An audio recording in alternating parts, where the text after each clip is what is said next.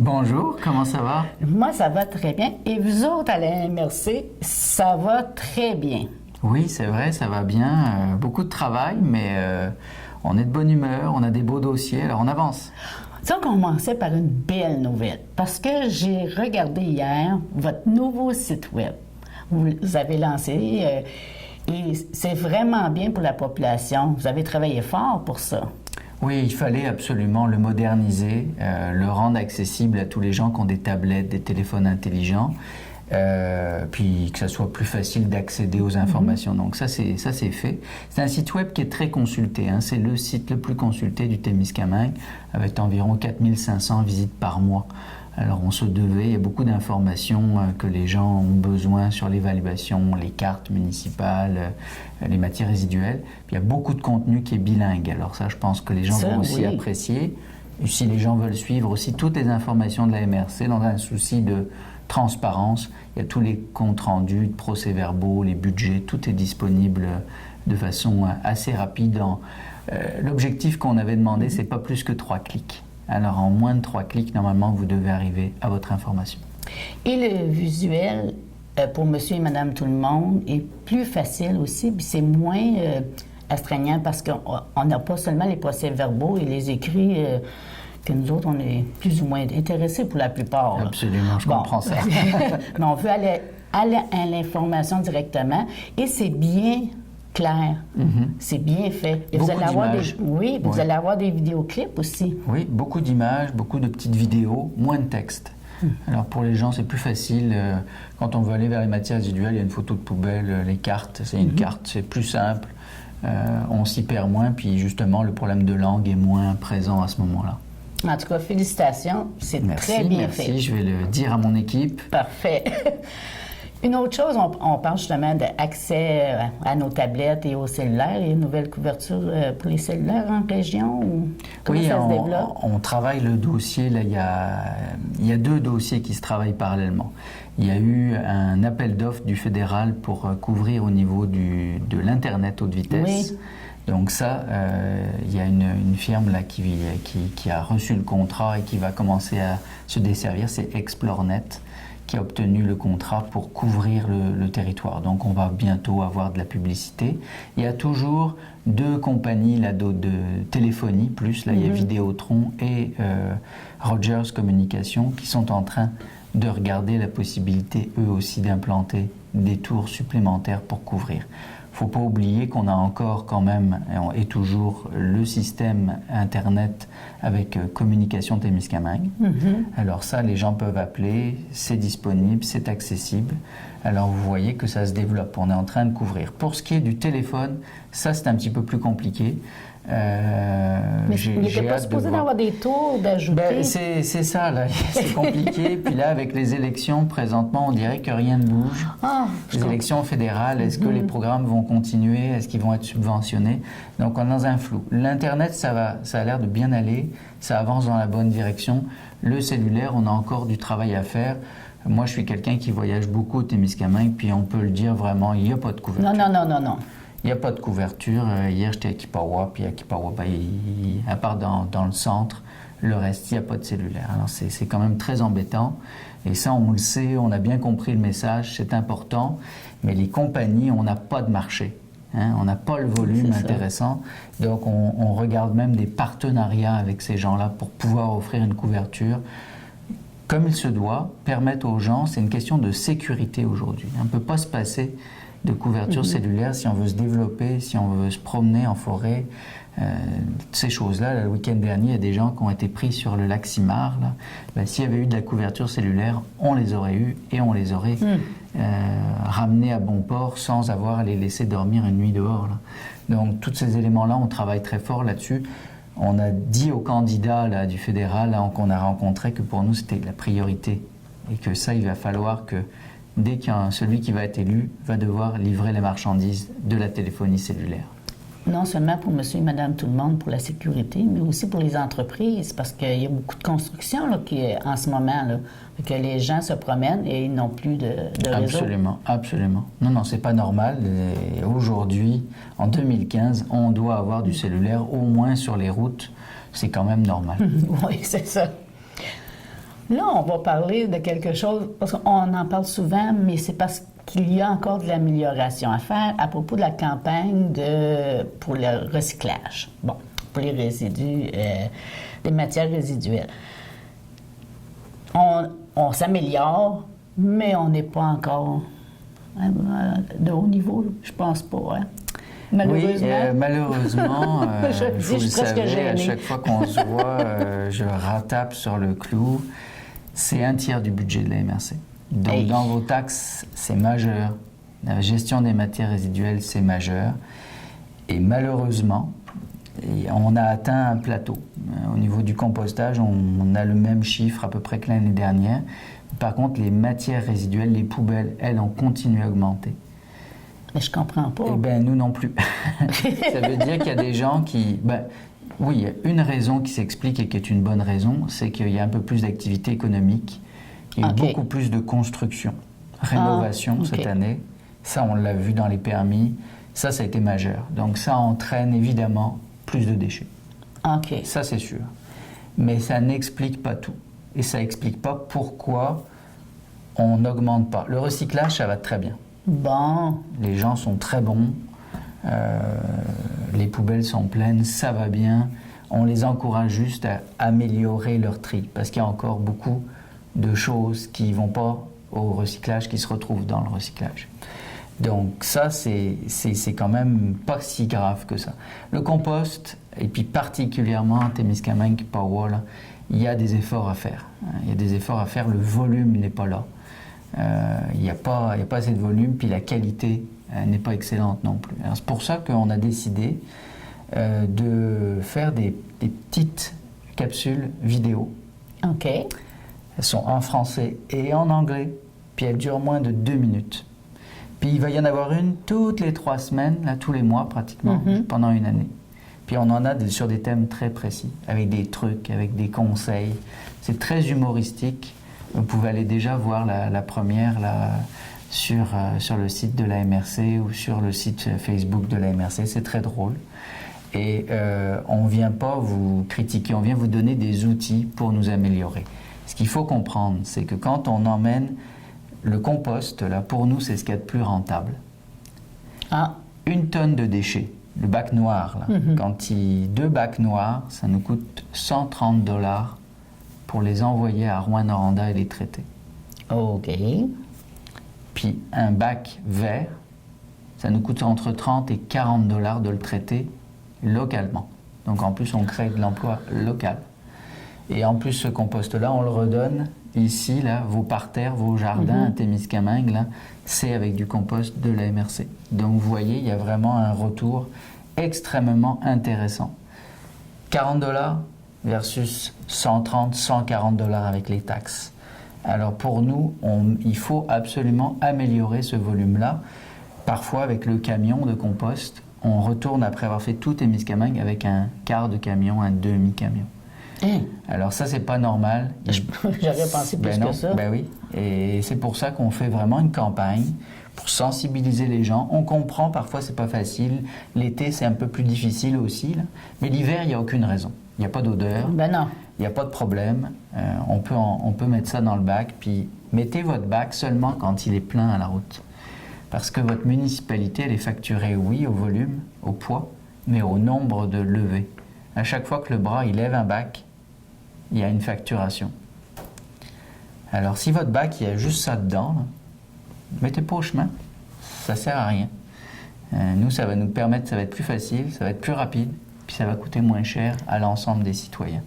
Si vous voyez des voisins qui ne compostent pas ou qui ne recyclent pas, qui ne savent pas comment faire, des nouveaux arrivants, ben aidez-les. Parce qu'au final, la facture, là, elle est partagée par tous. Alors, s'il y a un voisin dans une rue ou deux qui ne font pas le travail, ben, c'est tout le village qui se retrouve à payer pour ça. Est-ce que, parce que là, il y a plein de questions qui me viennent en tête, hein, j'entends mes voisins et moi-même parler. Parce que là, avec les chaleurs, on ne veut pas garder notre compost, dans le fond, même s'il y a juste 2-3 sacs, parce que ça fait des petits amis qu'on n'aime pas voir. Absolument. Surtout les femmes. Oui. Donc, on devrait peut-être être ensemble, plusieurs voisins, puis remplir un. Parce que si tu dis c'est le nombre de lavages, il va peut-être falloir se parler entre voisins. Il y a déjà plusieurs villages qui le font, notamment la municipalité de Béarn. Ils ont un ou deux bacs pour 5, 6, 7 maisons. Alors ça se fait très bien. De toute façon, l'année prochaine, on va augmenter un peu le ramassage l'été du compost. On a eu des problèmes quand même cette année. Il y a eu des problèmes aussi d'ours. Oui, c'est ça. On a entendu parler. Donc ça, on va revoir le calendrier. Ça va être un petit peu plus facile. Mais toutes les solutions que vous avez, nous, on va ramasser le bac qui est là. Alors si pour vous c'est un problème, on sait qu'aussi les personnes âgées, souvent le bac est lourd. Elles ont juste un petit sac. Bon, il y a des bacs ici derrière le centre. Il y a des bacs en ville là. Demandez à votre voisin. Moi, quand j'habitais sur la rue Elm, on avait une poubelle en commun. On n'avait pas acheté. On avait gardé les bacs bleus parce que ça, on les remplissait. Oui. Mais le bac de compost, avec 2 maisons, des jumelés, là, c'était parfait. Donc, on s'entendait bien. Il n'y avait pas de problème. Donc, oui, il y a des solutions comme ça. On va avoir un peu plus de ramassage. Et puis, vous allez voir dans les chroniques, il y a des trucs pour ne pas avoir de mouches. Il y a des trucs pour éviter les petits vers qu'on n'a pas envie de voir, ça c'est sûr. Alors il y a plein de méthodes qu'on va vous enseigner, vous rappeler tranquillement, mais tout ce que vous pouvez faire pour nous aider, pour qu'on s'aide ensemble, c'est comme ça qu'on va faire des économies et qu'au lieu de payer des grosses sommes, payer des matières résiduelles, on va pouvoir se payer des routes neuves, se payer des infrastructures sportives de qualité ou culturelles. C'est un tout, hein. Il faut voir ça comme un tout. Ah, très bien. En tout cas, j'ai hâte de voir ça parce que il y a les petits amis dans le fond du bac, moi je les aime moins.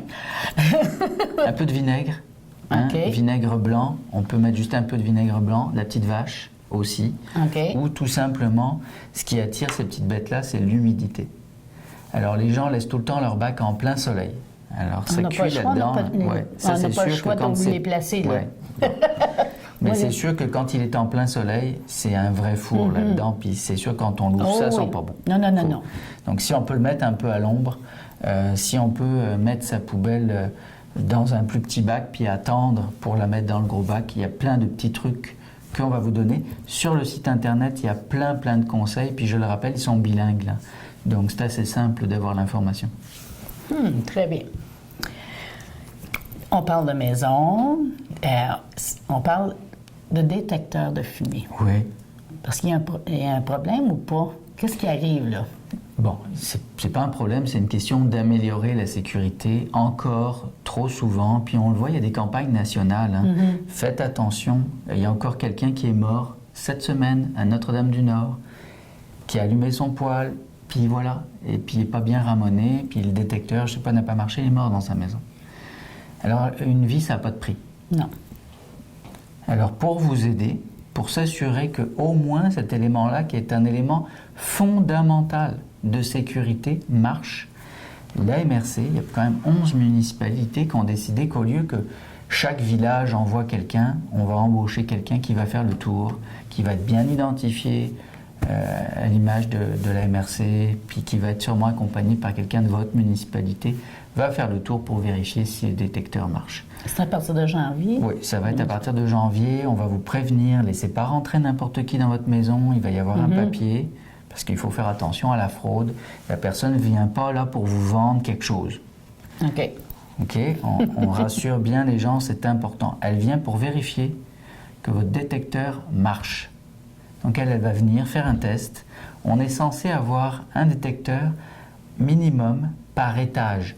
Donc un au sous-sol, un dans les maisons rangées, là par exemple un au rez-de-chaussée, et un à l'étage. Ça c'est très important parce que si le feu prend au sous-sol ou à l'étage, le temps que la fumée se rende, la maison a brûlé. Alors on va s'assurer que ça c'est fait parce que c'est le meilleur moyen au niveau de la sécurité. On en profite pour rappeler que là on va commencer à faire du feu, là. On ramonne sa cheminée. Puis surtout on la fait ramoner par quelqu'un qui sait faire ça. Parce que sinon on peut causer plus de problèmes qu'on veut en résoudre. La sécurité, je le rappelle, ça n'a pas de prix. Et donc vous allez être informés, on reviendra là Puis j'emmènerai notre chef pompier, là, puis ici, vous avez un très bon chef, là, Martin Bérubé, là, qui est venu d'ailleurs vendre le projet à la MRC. Donc c'est une initiative là, qui vient d'ici. Puis je trouve que c'est une excellente initiative. Alors on va venir ici, je vous le promets, puis on va bien expliquer aux gens comment ça va se passer, quand est-ce que les gens vont venir chez eux, qu'est-ce qu'ils vont faire, et puis que c'est pas pour vous chicaner, c'est vraiment pour vous assurer, ça doit coûter 10 piastres, un détecteur de fumée. Alors 10 piastres versus la maison qui brûle au complet, je pense que le choix est facile à faire. Ou 30 avec nos chères maisons. Oui, c'est ça. On parle d'une tournée de consultation. Oui. Bon, là, tu vas te promener. Oui, je me promène, j'aimerais ça, là, rencontrer les citoyens. On est à mi-mandat. Alors, vous savez, un politicien, là, on a fait beaucoup de campagnes au moment de l'élection, on a rencontré beaucoup de monde. On a une bonne idée à ce moment-là de ce que les gens veulent.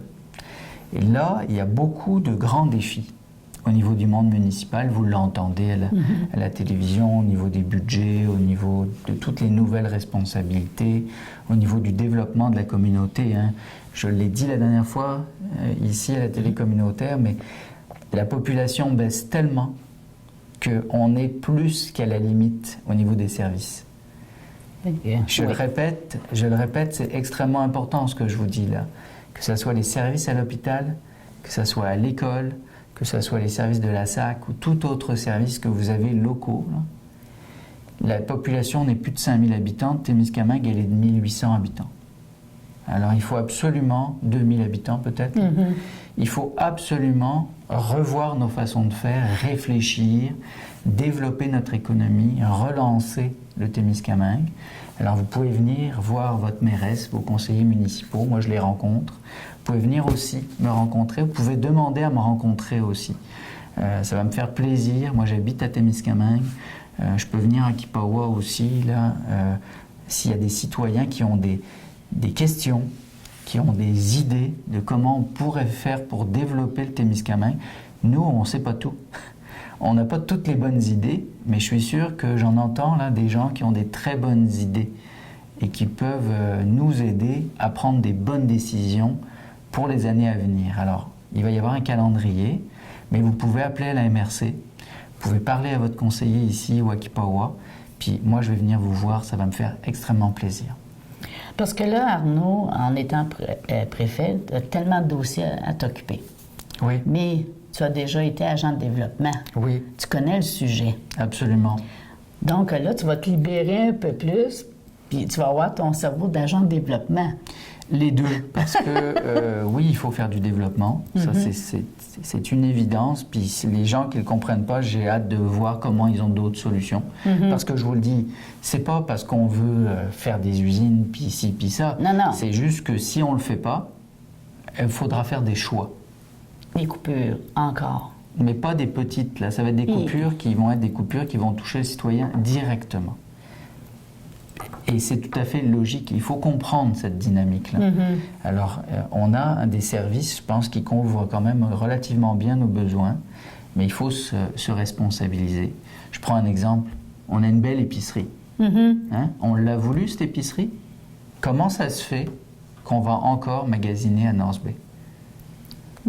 On fait des choix. Et les choix que vous faites, oui, peut-être paraissent pas graves, mais le choix de Monsieur A, Monsieur B, Monsieur C, Monsieur D font que les commerces ne peuvent plus vivre, font que le service va disparaître, font que l'hôpital ne peut plus obtenir tous les services et tous les outils qui aujourd'hui sont nécessaires à soigner quelqu'un.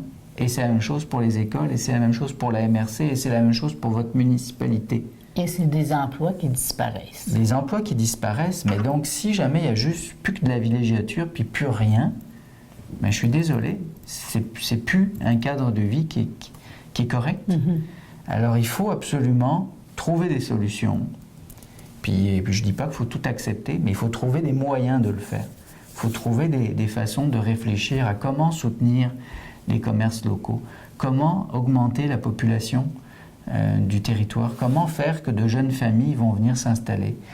Puis jusqu'à preuve du contraire, là, une jeune famille, s'il n'y a pas d'emploi, elle ne viendra pas. Non.